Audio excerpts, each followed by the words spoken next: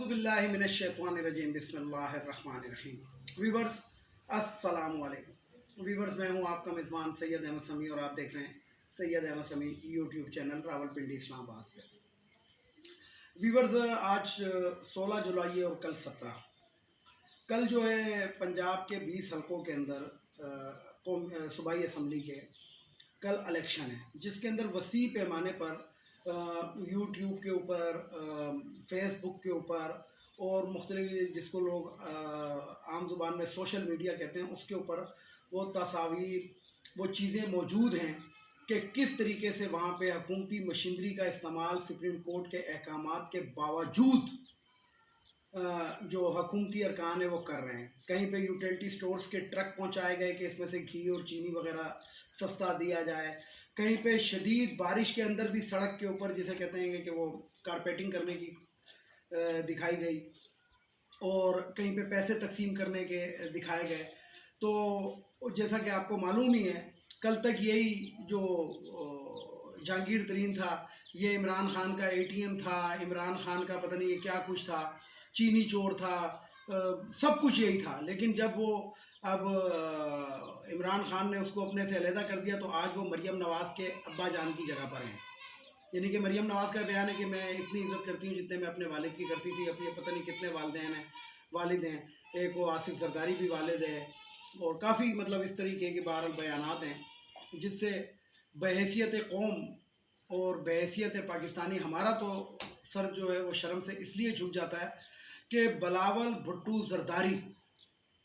اس کی والدہ کے ساتھ انہوں نے نون لیگ والوں نے کیا کچھ، میں نون لیگ کہہ رہا ہوں، میں شریف فیملی نہیں کہہ رہا، کیونکہ جس کو جتنا بھی وہ ملتا تھا، شیخ رشید نے بھی ان کے بارے میں کومنٹس غلط کیے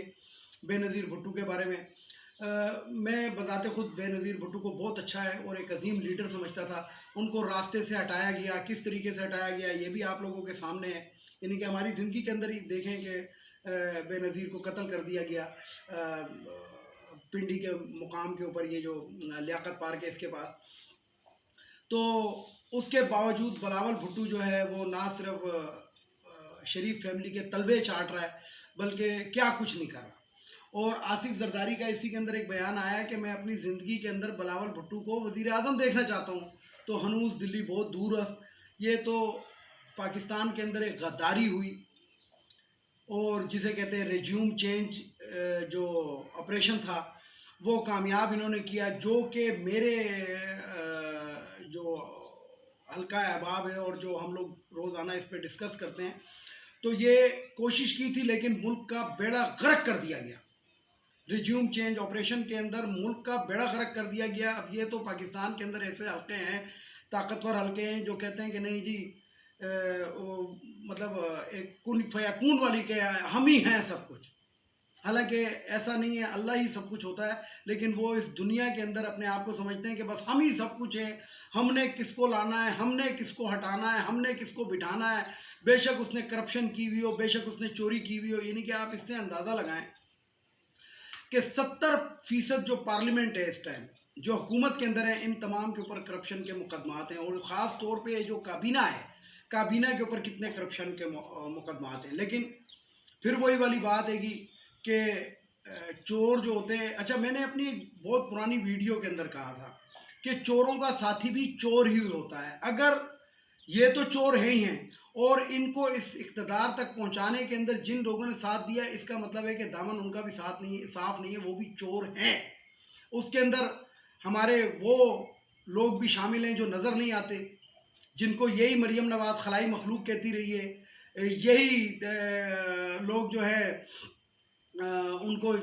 جناب گھس بیٹھے اور چھپ بیٹھے اس طرح کے الفاظ دیتے رہے، اور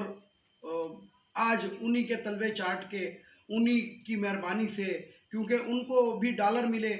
ججز کو بھی ڈالر ملے، مقتدر حلقوں کو بھی ملے جس کو ہم لوگ اسٹیبلشمنٹ کہتے ہیں، اور ان لوگوں نے اپنے بچوں کا مستقبل، میں پھر آج یہی بات کر رہا ہوں کہ ان لوگوں نے اپنے بچوں کا مستقبل، ان کو حرام یا حلال سے کوئی غرض نہیں ہے۔ میں تو ایون کہ 2 قدم اور آگے ایک بات کر دیتا ہوں کہ یہ جو حج اور عمرے کرتے ہیں سرکاری، پتہ نہیں ان کے حج اور عمرے ہوتے ہیں کہ نہیں ہیں۔ میرا جہاں تک خیال ہے، جو میں نے سنا ہے کہ اگر کسی شخص کے اوپر ذرا سا بھی قرض ہو تو وہ حج یا عمرہ جو ہے اس کا اوپر وہ نہیں ہوتا. لیکن یہ تو چور ہیں، ڈکار گئے، پیسہ ڈکار گئے، اور اگر ان کے خلاف تحقیقات کریں تو کہتے ہیں کہ ہم اپنے جوتے کی نوک پہ رکھتے ہیں. یہ مولانا فضل الرحمان اور ایک یہ ظفر موج کو لے کر گیا ہوا ہے اس ٹائم حج پہ، جس میں سلیم صحافی اور یہ اور وہ مفت کے عمرے، مفت کے حجے. تو پتہ نہیں یہ حج ہوتے ہیں یا نہیں ہوتے ہیں. تو عارف نقی نام کا ایک پنجاب کا وزیر اعلیٰ گزرا ہے، جب اس نے بھی یہ سرکاری عمرہ کر کر آیا تھا، لیکن جب اس نے آ کے کسی علماء سے جب بات کی تو جب انہوں نے اس کی تشریح کی تو انہوں نے اسی وقت قومی خزانے میں 5 لاکھ روپے جمع کرا دیے تھے کہ میں اپنے عمرے کو ضائع نہیں کرنا چاہتا. تو ایسے بھی لوگ تھے، اب ہیں نہیں، تھے، کیونکہ عارف نقی صاحب وفات پا چکے. اور اسی دور کے اندر ہم نے ایسے بھی لوگ دیکھے، مشاہد اللہ جیسے، کہ جو بڑے شعر و شاعری، بڑی جناب اپنے آپ کو سمجھنا کہ ہم سے افضل ہی کوئی نہیں ہے، لیکن چور کا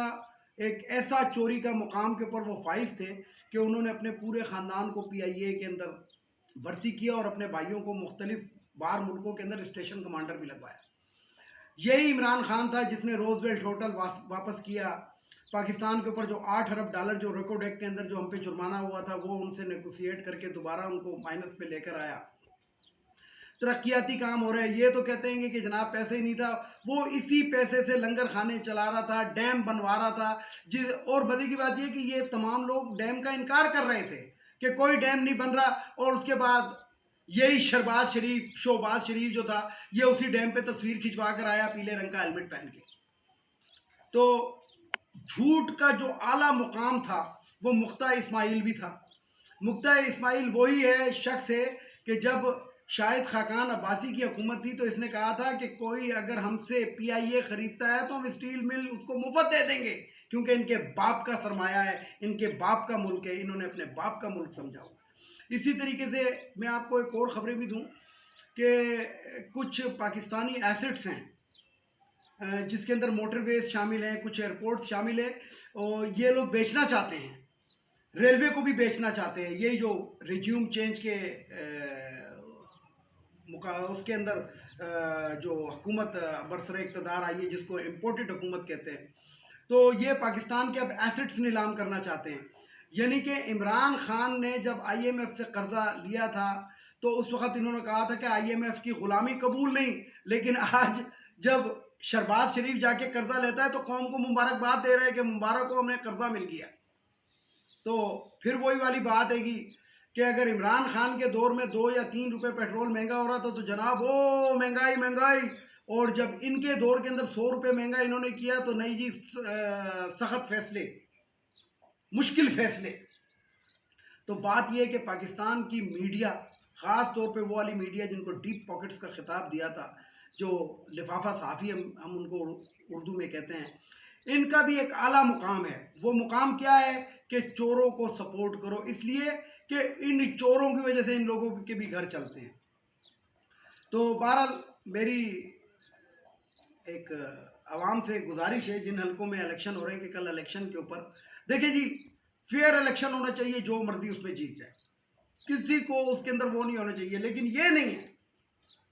کہ نظر کیا آ رہا ہے اور آپ دھاندلی کرا کے جیت جائیں، تو یہ تو ہو نہیں سکتا. کیونکہ 19-20 تو ہو سکتا ہے لیکن یہ جو 5-20 ہے یہ نہیں ہو سکتا. میری اطلاعات کے مطابق، میرے سروے کے مطابق، میرے کچھ اس کے مطابق PTI 15 سے 17 سیٹوں پر لیڈ کر رہی ہے اور وہ جیت بھی جائے گی. 20 کی 20 نہیں جیتے گی، کیونکہ بہرحال ان لوگوں نے بھی سیاست کی ہے، 40 سال سے یہ لوگ حکومت کے اندر ہیں اور ان کا بھی ایک اثر وسوخ ہے. تو 3 سے 4 سیٹیں نون لیگ شاید نکالنے میں کامیاب ہو جائے، لیکن جو زیادہ نظر آ رہا ہے اکثریت یعنی کہ تقریباً 15 سے 17 حلقے اس کے اندر PTI لیڈ کر رہی ہے. اور باقی جو 3 یا 4 حلقے ہیں گے جس کے اندر میں آپ کو کہہ رہا ہوں کہ وہ ہو سکتا ہے کہ اس میں نون لیگ جیت جائے، اس کے اندر بھی بڑا ٹف مقابلہ ملے گا. لیکن میں بھارت کلر سیدہ کے قریب ہوں، ادھر ہی رہتا ہوں راولپنڈی اسلام آباد کے اندر، تو کلر سیدہ کے حلقے کے اوپر میری نظر ہوگی، کیونکہ ادھر جو PTI کا امیدوار تھا 2018 میں، اس نے ووٹ لیے تھے 44,000، نون لیگ کے امیدوار نے لیے تھے 42,000، 20,000 لیے تھے پاکستان پیپلز پارٹی پارلیمنٹیرین والے نے، اور 10,000 کے قریب یہ مولانے شولانے لے گئے تھے ووٹ. تو میں نے جو ایک حساب لگایا تو پی ٹی آئی کا امیدوار نے لیے تھے 44,000 ووٹ، جبکہ مخالفت میں اگر ان تمام 11 پارٹیوں کو ملا دیا جائے جو اس ٹائم اس پرچم کے سائے تلے ایک ہوئی ہوئی ہیں تو ان کے 94,000 ووٹ بنتے ہیں۔ تو دیکھیں کل مقابلہ کیا ہوتا ہے، لیکن کلر سیدہ کی میں آپ کو بتا رہا ہوں راجہ ظفر الحق کا حلقہ ہے، ان کا ایک وسیع اس کے اندر اثر وسوخ ہے، لیکن وہاں پہ پی ٹی آئی جو ہے وہ جیتتی ہوئی نظر آ رہی ہے، کیونکہ در پردہ راجہ ظفر الحق بھی پی ٹی آئی کی جسے کہتے ہیں کہ سپورٹ کر رہے ہیں۔ ویڈیو کو لائک کریں، شیئر کریں، سبسکرائب کریں، بیل آئیکن کے بٹن کو ضرور دبائیں تاکہ میری نیکسٹ ویڈیو آپ کو مل سکے۔ ایک اور خبر بھی آپ کو دے دوں،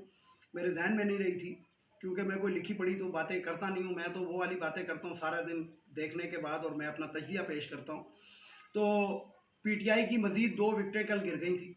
ایک کو سپریم کورٹ نے اڑا دیا جیلی ڈگری کے اوپر، ان کی تو ہر چیز ہی جیلی ہوتی ہے، تو وہ ایک کو جیلی ڈگری پہ اڑا دیا، اور دوسرا ایک نیازی صاحب ہیں وہ استعفیٰ دے کے پی ٹی آئی کے اندر انہوں نے جوائن کر لیا، جو ایکچوئل طریقہ ہے۔